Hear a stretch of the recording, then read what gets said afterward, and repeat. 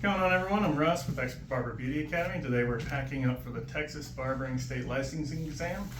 The permanent wave service is a 2.5 gallon bag, easy open, easy close, and labeled permanent wave service. Inside the bag we're going to put 2 towels and 1 cape for our drape. The towels don't have to be white, they can be any color, and your cape can also be any color.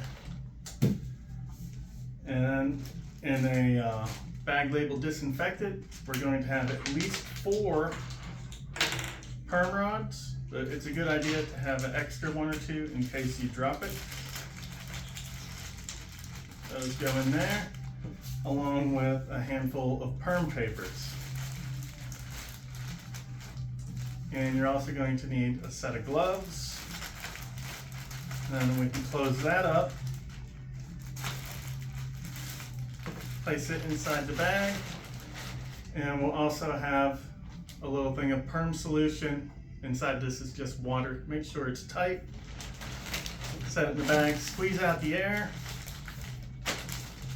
close your Ziploc, and we're all packed up for the perm service. As always, thank you for watching and have a great day.